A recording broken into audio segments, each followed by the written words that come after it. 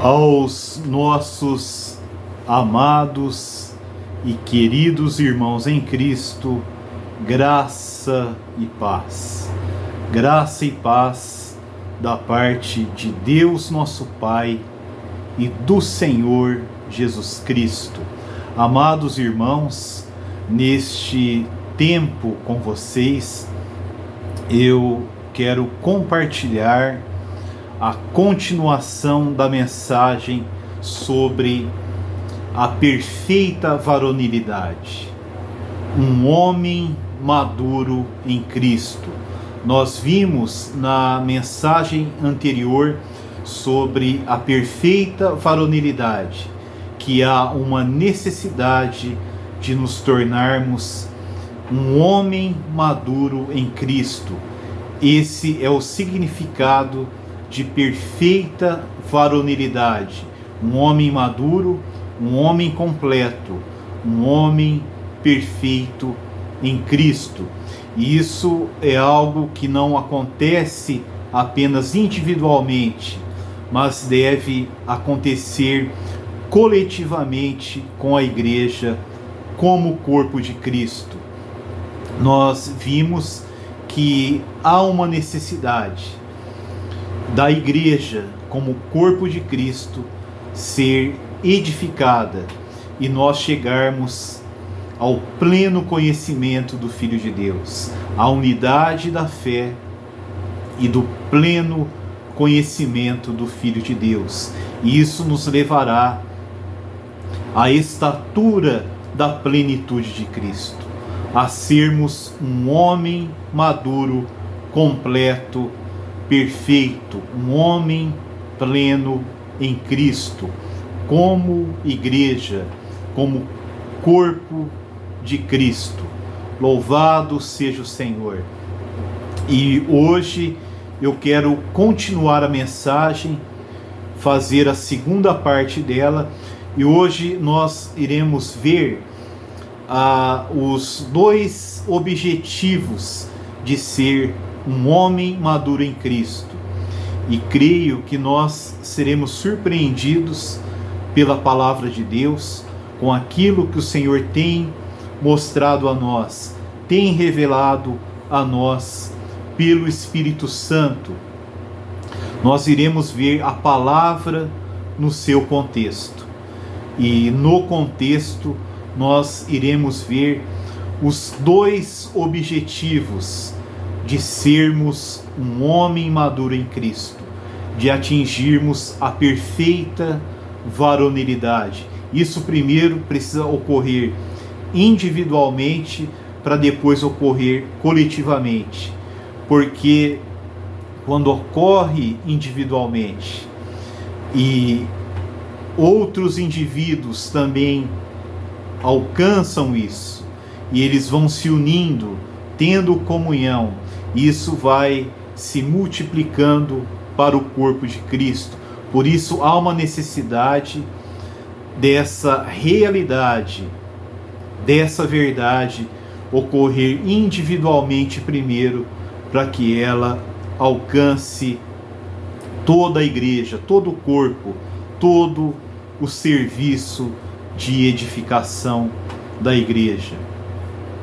Eu ouvi no passado que estas verdades de Efésios 4, 13 a 16 são verdades abstratas que somente podemos observar, contemplar com a mente, podemos apreciar de forma espiritual profundamente em nosso coração, mas elas não são práticas, não são vivenciáveis, não são concretas, elas não podem ser vividas de maneira prática.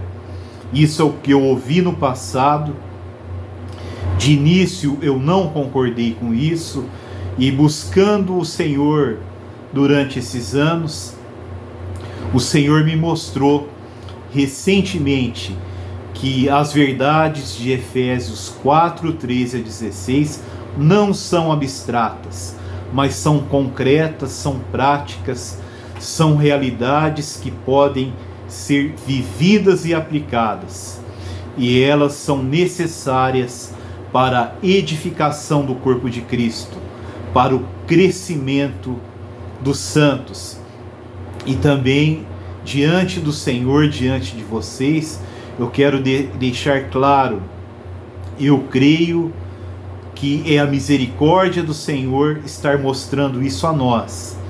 E eu acredito que mais irmãos conheçam isso, vivem isso e praticam isso, porque a obra é de Deus e nós não conhecemos todos os irmãos nesta terra, nem mesmo neste país, nem mesmo em nosso estado.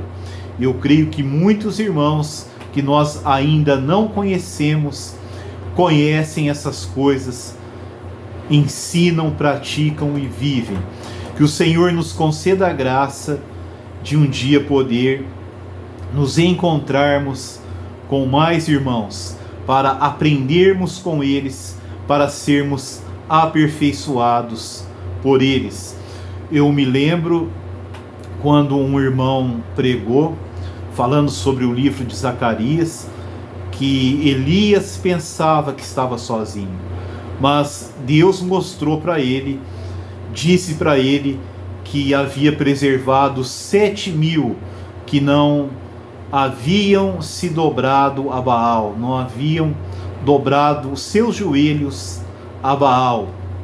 E nós não podemos pensar que nós estamos sozinhos, que nós somos únicos, que nós somos especiais, que nós vimos algo que ninguém viu. Há mais 7.000 que o Senhor conservou. Esse é o princípio em toda a história. O Senhor tem um remanescente e nós ainda não conhecemos muitos deles, mas temos o desejo de conhecê-los para a glória de Deus. Eu quero orar juntamente com vocês, ter um tempo de oração, orarmos em comunhão, para que o Senhor abençoe o ministério da palavra e a recepção da palavra, para que haja edificação. Bendito Deus e Pai, bendito Senhor e Salvador Jesus Cristo.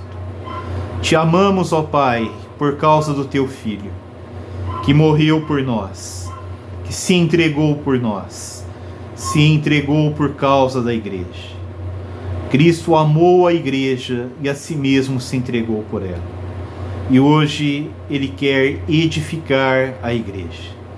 Ele quer apresentar a si mesmo uma igreja gloriosa, sem mancha, sem mácula, sem ruga, sem defeito.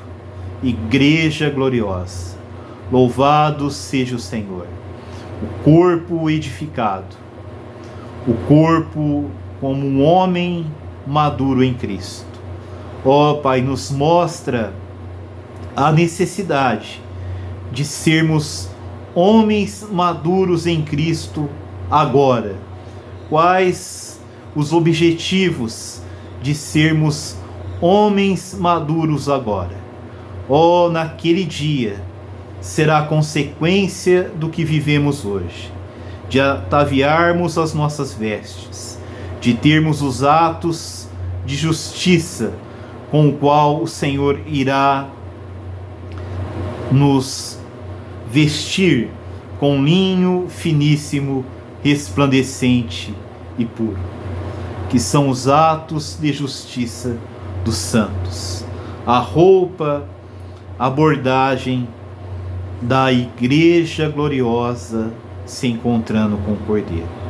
Mostra a nós a necessidade de sermos homens maduros em Cristo, de alcançarmos a perfeita varonilidade, a estatura da plenitude de Cristo, de forma prática, de forma real, de forma vivenciável, de forma real em nossas vidas.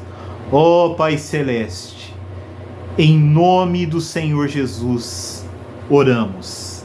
Aleluia. Louvado seja o Senhor, bendito seja o Senhor. Amados irmãos, nesta tarde ainda, neste tempo que o Senhor nos concedeu, nós iremos ver Efésios 4, de 13 a 16. Na dependência do Senhor e na condução do Espírito Santo. Louvado seja Deus. Efésios 4:13. Até que todos cheguemos à unidade da fé e do pleno conhecimento do Filho de Deus, à perfeita varonilidade, à medida da estatura da plenitude de Cristo, para que não mais sejamos como meninos, agitados de um lado para outro e levados ao redor por todo o vento de doutrina, pela artimanha dos homens, pela astúcia com que induzem ao erro, mas seguindo a verdade em amor, cresçamos em tudo naquele que é a cabeça, Cristo, de quem todo o corpo, bem ajustado e consolidado, pelo auxílio de toda a junta, segundo a justa cooperação de cada parte, efetua o seu próprio aumento para a edificação de si mesmo em amor. Nós vimos na mensagem anterior que há uma necessidade de sermos um homem maduro. E nós começamos a falar sobre o versículo 14. O versículo 14 nos mostra um aspecto negativo e os versículos 15 e 16 nos mostram um aspecto positivo em relação a ser um homem maduro em Cristo, a alcançar a perfeita varonilidade. Louvado seja o Senhor, bendito seja o Senhor, porque a perfeita varonilidade, ser um homem maduro, perfeito em Cristo, visa duas coisas. Uma no versículo 14, que é um aspecto negativo, e a outra nos versículos 15 e 16, principalmente o 16, que é um aspecto positivo de ser um homem maduro. O que eu quero falar com vocês, irmãos, inicialmente, é que a necessidade de sermos um homem maduro, um homem perfeito, completo, pleno em Cristo, de atingirmos a plenitude da estatura de Cristo, como corpo de Cristo, não é algo para o futuro, não é algo para aquele dia. Isso é uma consequência. Naquele dia nós seremos apresentados perfeitos ao Senhor. Mas aqui nos mostra que é uma necessidade para hoje atingirmos estas realidades concretas e vivenciáveis que nós podemos viver hoje. E a palavra vai nos mostrar que é para hoje essas verdades reais e concretas e práticas. Elas são para serem atingidas hoje, e nós precisamos avançar a cada dia no crescimento e na realidade delas. O que a palavra de Deus diz? Que o objetivo de ser um homem maduro, em 14, para que não mais sejamos como meninos. E ele explica, ele não está falando apenas de imaturidade espiritual de forma geral, mas ele fala de forma específica, agitados de um lado para o outro e levados ao redor por todo vento de doutrina. Aqui fala ser menino é ter uma instabilidade espiritual na vida cristã, por causa do vento da doutrina. É um vento de doutrina, é um sopro forte, aquele sopro que faz uma folha ir para um lado, para o outro. Isso significa ter uma vida sem peso espiritual. Mas por que, irmãos? Porque há um vento de doutrina, são várias doutrinas, como o apóstolo escreveu em Hebreus, são doutrinas várias. Tem pessoas que falam